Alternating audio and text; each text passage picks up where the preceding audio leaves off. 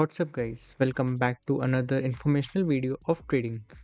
तो आज की वीडियो में हम बात करेंगे ऐसी 4 मिस्टेक्स के बारे में जो कि एक बिगनर ट्रेडर ज़रूर करता है, और मैंने भी अपने फर्स्ट ईयर में करी थी जब मैंने ट्रेडिंग स्टार्ट ही करी थी। तो let's begin the video with the mistake number 1। तो the mistake number 1 that a beginner trader do is to borrow money from someone else. अब इसमें क्या गलती है? इसमें गलती है, आप अगर किसी और से किसी और का कैपिटल लेके ट्रेड कर रहे हो, आपको एक साइकोलॉजिकली बर्डन लगेगा कि आपने दूसरे के पैसे लगा रखे हैं, और अगर बाय चांस आपसे वो पूरे डूब गए तो क्या होगा? तो आप एक बर्डन में ट्रेड करोगे। अब बर्डन में ट्रेड करने से क्या दिक्कत होगी? आप एक प्रॉपर सेटअप में अपना ट्रेड नहीं ले पाओगे। आप गलत सेटअप्स में करोगे, ओवर ट्रेड कर लोगे। तो किसी और के मनी से ट्रेड करना is the first mistake that a beginner can do, and that what I did. In the first year I borrowed some capital from someone else, फिर मैंने उससे ट्रेड करा और मैंने वो पूरा कैपिटल ब्लोन कर दिया। उसकी वजह से मुझे फिर आगे जाके पता लगा कि मैंने बहुत बड़ी गलती करी है, किसी और के कैपिटल से अपने आप ट्रेड करना। क्योंकि उससे मैं खुद ही एक साइकोलॉजिकल बर्डन पे था कि अगर जब मैं ट्रेड लेता भी था कि ये ट्रेड मेरा मिस ना हो जाए, ये ट्रेड मेरा ख़राब ना हो जाए जिससे कि सारे पैसे डूब जाएँ। तो that's the first mistake that a trader can do. So let's talk about the second mistake. So the second mistake is to not invest in prop firms. मुझे अगर पता होता स्टार्टिंग में कि प्रॉप फर्म जैसा कुछ एक टर्म है जो कि मुझे बहुत हेल्प कर सकता है, तो मैं उसमें इन्वेस्ट करता। अब मेरे पे जैसे कैपिटल नहीं था, और मैं एज्यूम कर रहा हूँ कि स्टार्टिंग में ज़्यादातर कैपिटल किसी के पास नहीं होता, as if you are a student, college student और एनीवन। अगर आप पे कैपिटल नहीं है तो आपको सीधा प्रॉप फर्म पे इन्वेस्ट करना है। मैंने अपना क्या किया था, मुझे पता ही नहीं था कि प्रॉप फर्म स्टार्टिंग में होती भी हैं। मुझे पता ही नहीं था कि कॉन्सेप्ट क्या होता है प्रॉप फर्म का और क्या ये वर्क करती है, मुझे कुछ भी नहीं पता था। तो मैंने इसमें कभी इन्वेस्ट ही नहीं करा, और ये मेरी सेकंड मिस्टेक थी जो मैंने करी। और मैं बहुत जगह देखता हूँ कि बहुत सारे ट्रेडर्स करते हैं कि वो डरते हैं प्रॉप फर्म लेने से। तो प्रॉप फर्म लेने से मत डरो। अगर आप पे कैपिटल नहीं है तो you should invest in prop firms. अगर आप बाय चांस उसे आप अपने स्किल से आप पास भी कर गए तो अच्छी बात होगी, और आपका बहुत सारा कैपिटल बचेगा। क्योंकि अगर आप पे एज्यूम करो आप पे बहुत छोटा कैपिटल है, आप छोटे कैपिटल से कब तक ट्रेड कर लोगे? अब आप उसी छोटे कैपिटल को एक प्रॉप फर्म में डाल दो, उसी छोटे कैपिटल से एक प्रॉप फर्म खरीद लो, तो क्या होगा? आपको एक बड़ा बड़ा अकाउंट मिल जाएगा। उस बड़े अकाउंट में ट्रेड करके आपके प्रॉफिट ज़्यादा बनेंगे, आपके प्रोबेबिलिटी ऑफ विन्स ज़्यादा रहेंगे। तो the second mistake is only not to invest in prop firms, so I should have invested in prop firms. So let's talk about the third mistake.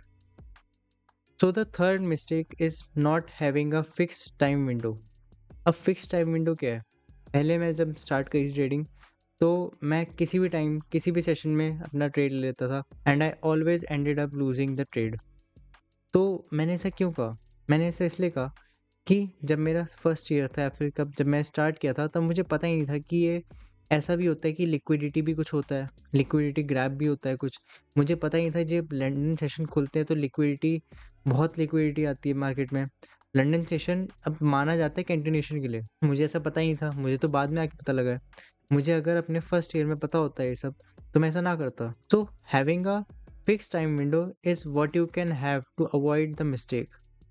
तो आपको अपना चूज़ करना है कि मुझे इसी सेशन में ट्रेड लेना है, मुझे इसी सेशन पे ट्रेड लेना है। सपोज़ मुझे लंदन सेशन में ट्रेड लेना है, मेरा जो सेटअप है मेरा न्यूयॉर्क में बनेगा। तो अब मैं क्या करता हूँ, अब मैं ये देखता हूँ कि मेरा ट्रेड अगर न्यूयॉर्क में बन रहा है मैं तभी लूँगा, अगर मेरा ट्रेड लंदन में बन रहा है एक फ़िक्स पर्टिकुलर टाइम में बन रहा है तभी मैं उस ट्रेड को लेने में इंटरेस्टेड रहूँगा। वरना मुझे एक ए प्लस सेटअप भी दिखेगा एशिया सेशन में, मैं तब भी उसे नहीं लूँगा, और मैं 1% भी उसे इंटरेस्टेड नहीं होऊँगा लेने में। क्योंकि मैंने एक फिक्स टाइम विंडो अपना सिलेक्ट कर लिया कि मैं उसी पे अब ट्रेड लूँगा। तो ये तीसरी जो मिस्टेक है, ये अगर मुझे कोई पहले से बता देता तो मैंने बहुत सारे लॉसेस अपने रोक दिए होते, और अब इसकी वजह से आप भी अपने लॉसेस रोक सकते हो। So the fourth mistake that a beginner trader do is to jump from strategy to strategy. अब एक इंस्ट्रूमेंट में आपको बहुत अनलिमिटेड स्ट्रैटेजी दे सकता हूँ, लेकिन अब डिपेंड आप पे करता है कि आप कौन सी स्ट्रैटेजी पे स्टिक रहना है। स्टिक रहना है मतलब कि अगर आपको एक स्ट्रैटेजी दी है, आप उस पे ही स्टिक रहो, उसी पे ही सारे अपने ट्रेड्स लो, उसी की वजह से आप विन करोगे, उसी की वजह से आपके लॉस भी आएँगे, लेकिन लॉस के बाद आपका विन भी आएगा। तो आपको एक ही स्ट्रैटेजी चूज़ करनी है और ऐसा नहीं है कि आपने एक स्ट्रैटेजी चूज़ कर ली और आप उसे हर इंस्ट्रूमेंट पे लगा रहे हो, ये आपकी गलत बात हो जाएगी।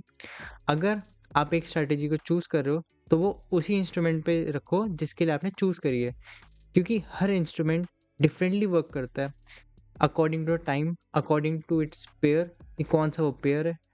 अगर आप सपोज़ करो आप गोल्ड में करते हो ट्रेड, अब मैं गोल्ड की स्ट्रैटेजी को अगर मैं फॉरेक्स पे लगा दूँगा, तो ये बिल्कुल अलग हो जाएगी। गोल्ड का बिहेवियर है, वो बिल्कुल ही डिफरेंट है आपके फॉरेक्स से।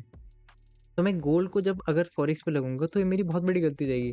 अगर मैं फॉरेक्स की स्ट्रैटेजी को गोल्ड पे लगाऊँगा तो ये मेरी गलती हो जाएगी। अगर मैं गोल्ड की स्ट्रैटेजी को इंडियन मार्केट में लगाऊँगा ये मेरी और बड़ी गलती हो जाएगी। तो अगर आप स्ट्रैटेजी बना रहे हो, जिस इंस्ट्रूमेंट की स्ट्रैटेजी है उसी पे स्टिक रहो और एक ही स्ट्रैटेजी पे स्टिक रहो। उससे क्या है आपके लॉसेस होने के चांसेस कम है। एक ही स्ट्रैटेजी पे काम करो, उसी पे पूरा टाइम लगाओ और स्ट्रैटेजी से स्ट्रैटेजी जंप मत करो अनलेस यू आर प्रॉफिटेबल। तो य ये थी 4 ऐसी मिस्टेक जो कि मैंने भी अपने पहले साल में करी है और मुझे लगता है कि आपने भी शायद एक्सपीरियंस करी होगी तभी आप वीडियो देख रहे हो। That's all about the video. If you liked the video, give a big thumbs up and subscribe to our channel. I will see you in the next one.